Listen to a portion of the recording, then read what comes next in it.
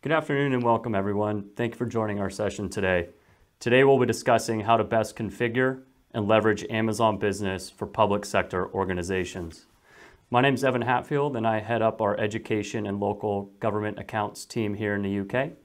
Our team supports organizations such as schools, multi-academy trusts, nurseries, and universities. We also work with a lot of housing associations, care homes, fire and rescue, as well as local authorities across the UK. With us today is Paul Ashby, who is currently employed as the Senior Commercial Officer for Oxfordshire County Council within the Commercial Intelligence team. He serves as the lead for all purchase-to-pay activities, as well as being involved in category management of indirect areas of spend, development of policies, procedures and systems, corporate governance, supplier relationship management, and contract management. Thanks for joining us today, Paul. Thank you, Evan, and thanks for such a generous introduction. So to set the scene for our discussion today, we're really going to focus on three key themes. The first being key purchasing drivers for Oxfordshire. Next, we'll walk through Oxfordshire County's customer journey with Amazon Business. And lastly, we'll close with some insights from Paul and the value Amazon Business has brought their council and community. Paul, let's just jump right into it. So what would be helpful for us is if you could provide a bit of background information on Oxfordshire County Council and walk us through how your procurement team is structured for the various teams that you guys support. Okay, well, Oxfordshire County Council is a shire council in England, in the United Kingdom. We're located quite centrally. We've got a population of about 650,000 people. And as a council, Oxfordshire County Council provides approximately 80% of public services to the county. And that means we've got significant spend, and it's around between 500 to 600 million pounds. Goods and services that we purchase at every end of the spectrum, from very modest spend through to multi-million pound contracts for services. Sounds like a lot. So as most of us are aware, public organizations have various rules and regulations that must be followed really when it comes to the procurement of goods. So my next question, Paul, is how do you and your team take into account public procurement regulations when making a purchase decision? Okay, so first and foremost, we have to adhere to the public procurement legislation, which is underpinned by the EU procurement regulations. And I know we're about to leave the EU, but those underlying regulations are still going to apply. So that sort of underpins our governance process.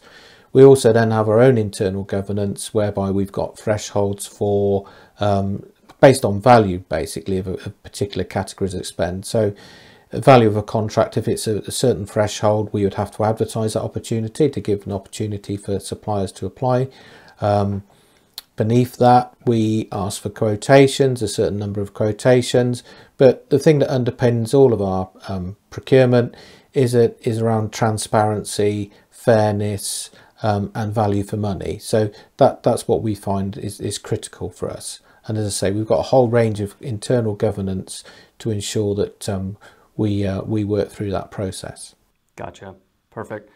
So I want to shift focus a little bit, Paul. I'd love to talk about the journey that you've been on so far with Amazon Business. So if you could you start by walking us through what made you decide to try Amazon Business and where did you start? Okay.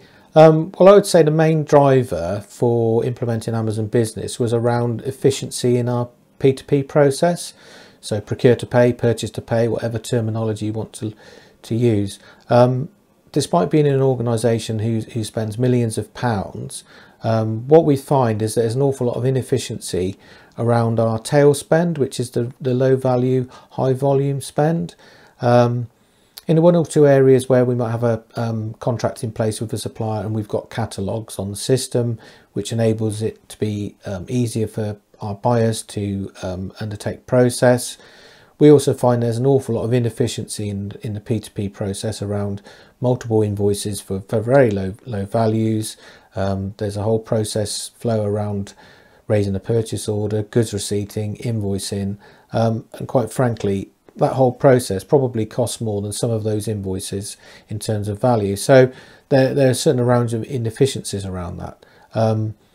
One of the tools we use for our low value ad hoc spend are purchasing cards, or procurement cards as they're known. And what we've known over the years is that many of our users in schools or services are using Amazon in any case. So when the opportunity arose for us to implement an Amazon business account as a corporate account, as one entity for Oxfordshire County Council, and we did so through the route of YPO, Yorkshire Purchasing Organisation, we thought that it would bring an element of control to our purchases through Amazon. It would also give us some visibility and some intelligence in our corporate procurement team, so we could understand why people were using Amazon, what the strengths of using Amazon were, but also whether we could introduce any checks and balances in place that wouldn't have been in place before. So the main driver was around efficiency and also bringing in some control and some balance to the use of Amazon as a marketplace. So I think next, Paul, what would be helpful is for those listening in today, it'd be useful for them to understand, the main challenges that you faced when you did decide to move forward and implement Amazon Business. Okay, well, I think the first challenge that I would say would be around perception. So the first consideration for me would be, well, how are people going to perceive this? So it might be our internal finance community. Would they perceive that there's going to be a bit of a free-for-all if we sort of legitimise, or we've got an Amazon business account, so start using Amazon now. So obviously, you look at introducing this thing in a controlled way. Also, there might be some sort of resistance from services and schools whereby they may have had well, we've got our own Amazon Prime account, we don't need a corporate account, what's in it for me? And the way in which we could approach that was that actually we only need to pay for Amazon Prime once as an organisation rather than our services and schools. So we're going to actually save you the cost of that. You're also going to have the ability to have the next day deliveries without paying postal and shipping charges. So put yourselves in the shoes of the stakeholder as to what's in it for them, to actually show them that there are benefits to them.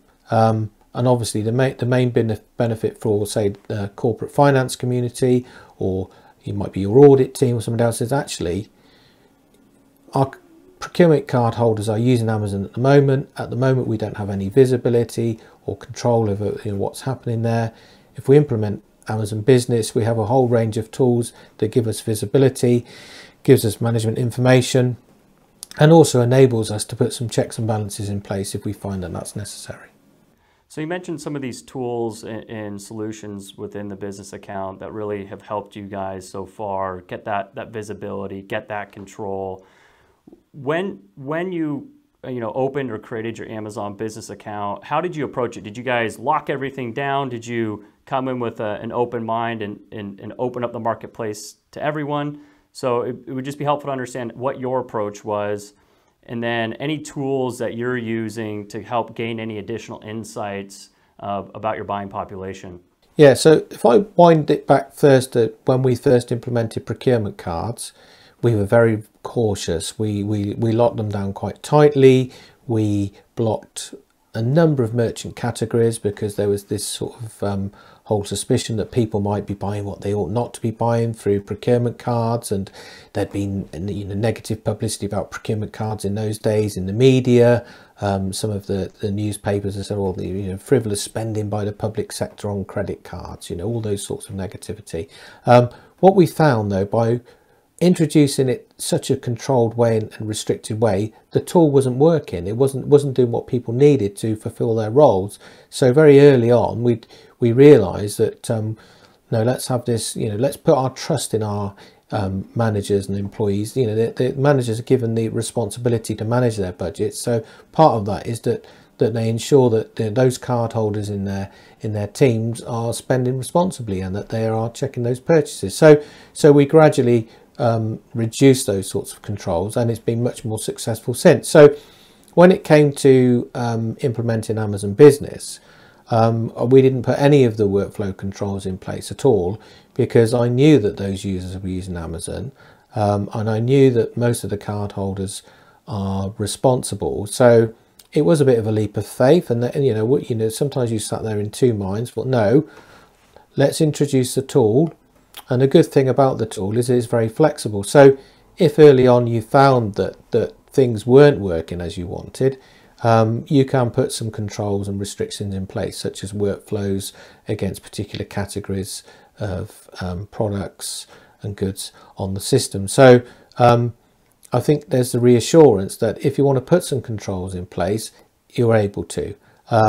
And it's got to the stage now where there's one or two areas where I'm looking at putting some controls in place, simply so that I can ensure that there's compliance with some of our corporate contracts for the supply of goods and services in a particular area. Yeah, we hear that often from customers where they take the same approach that you have, go in with an open mind, don't put in too many controls, and then start to learn about that buying population. And like you mentioned, because of those insights through Amazon Business, you're actually able to drive some contract compliance. Absolutely, yeah. So I think go into it with an open mind. Don't put all the restrictions in immediately. If you want, you can introduce it to a pilot group, not a big bang approach, and then take it from there. So I'm curious to know, where are you guys in your journey today with Amazon Business? Okay, well in the introduction, I think you very eloquently described how many users we've got. So we've got over 400 users and growing, many thousands of transactions. I've been monitoring the activity on the account by way of the management information that's available, and the heartening thing for me is that what it's doing is it's achieving one of our sort of objectives in terms of adding efficiency to our process, in that the vast majority of transactions that are going through are quite low value purchases of high volume goods. So that means that all of that inefficiency in terms of thousands of invoices pinging into the P2P process, that's not happening. It's going through the Amazon Business account and our procurement card. So that's very heartening. As I say, I'm looking at maybe bringing in some workflow controls in a couple of areas, and I've introduced that in a couple of areas, but that will be subject to review. And we're also looking at, because we can get analytics, and we've got a very good Amazon account manager. We have regular reviews, and we've had an annual review looking at some maybe category areas to see where Amazon maybe can be seen as the source of supply in those areas, obviously working within the parameters of the public procurement legislation that we need to. So that's the next step, looking at where Amazon can add value. The other thing I'm keen to take forward is, as Amazon effectively is not only a direct supplier, it's this huge marketplace, is how we can have some influence. It influences to if any of the suppliers we contract with can be part of the marketplace, can sell their goods and services through the marketplace, and in particular our local SMEs, so our local small suppliers, because obviously one of our overarching objectives as a council is to have a thriving economy in Oxfordshire as well. Now, obviously, in recent months with the COVID situation, that's been very, very challenging for many types of organisations, and we've done a lot of work as a council to support our suppliers through that period. So it's whether we can partner with Amazon and to enable our suppliers to use Amazon as a platform forward, and to take their businesses forward, and so that we have got that thriving economy. Wonderful. That's great to hear, Paul. So I want to move to our third and final theme, really getting more insights from you. What challenges related to public sector has Amazon Business been able to alleviate or potentially fix for you guys? Okay, well, I think Amazon Business came into its own during the COVID situation. So we've got several thousand employees, and we almost overnight went from working in offices, as many of us do every day, or we used to every day anyway a few months ago, to having to work from home. We were very fortunate in that our infrastructure allowed that. Most of us worked off laptops and had access to mobile phones and so forth. We had access to all of our systems and everything. The one area where there was some challenge though was in printing, because like many organisations of our size, we have a managed print contract, a managed print in offices, which means we've got these huge multifunctional devices that we all network print to. Now, obviously another objective of ours is around environment, in that we know we actually want to reduce the amount of printing we do, which is, is being, fairly successful corporately. But we do have some services who provide critical services, and in particular I'm thinking of our registration service, where part of the process had to be on paper.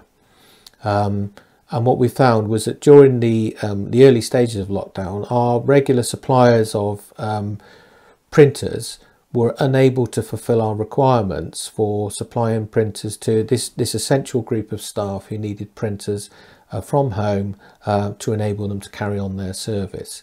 So we worked with Amazon very early on. Our IT team identified the particular products that our team needed, and we were able to go through Amazon Business. And what we found was, because Amazon has that huge logistics presence, delivering to home addresses was less of a challenge to them from say some other suppliers, and the process of ordering and enabling the fulfillment of those orders is very simple. So that was really successful. Another area where we found how helpful to have Amazon Business was around sourcing PPE, which because we support the care sector in Oxfordshire, one of the things that one of our main roles in our team was early on was sourcing PPE to support the care sector.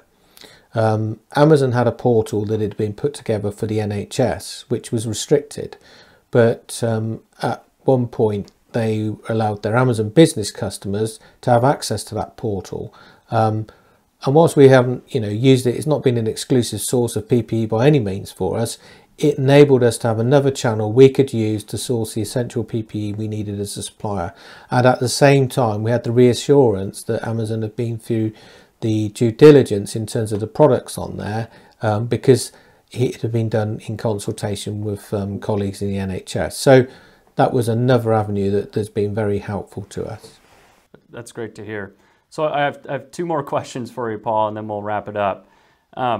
What recommendations would you make to other councils, schools, local authorities with regards to Amazon Business as they potentially explore or begin their journey with us?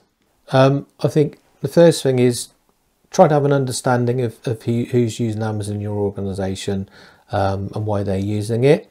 Maybe identify areas and commodities that you could source through Amazon without treading on the toes of any of your corporate contracts, because I think some in the audience will say, well, but we've got a corporate contract for office supplies and stationery, and we don't want Amazon to undermine that. Now I'm in exactly that same position. We've got a corporate supplier for office products, but to be fair, if you get your contract management right, your users are familiar with you using your general suppliers who you've already got, they should already be disciplined to do that. And I've not found that there's been any major leakage at all on those contracts with the introduction of Amazon Business, because that will be one of the main considerations, particularly of procurement colleagues, of, well, we can't introduce Amazon Business because we're going to have a leakage from our office supply supplier or IT commodity supplier. Understand your purchasing, understand your patterns, understand your buyers, but also take that leap of faith. So do implement the system if you find it's appropriate for your organisation. But as I've said earlier in the interview, I wouldn't put the restrictions in place to begin with. I would introduce it gradually as a pilot, and then maybe with a pilot group of users, and then you can see that what purchase and the patterns are there, and that the tools are in place to make it very easy to start to put some controls in place if you find it necessary. Wonderful.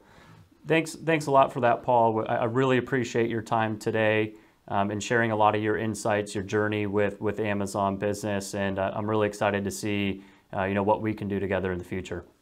And so am I. Again, and thanks for inviting me on.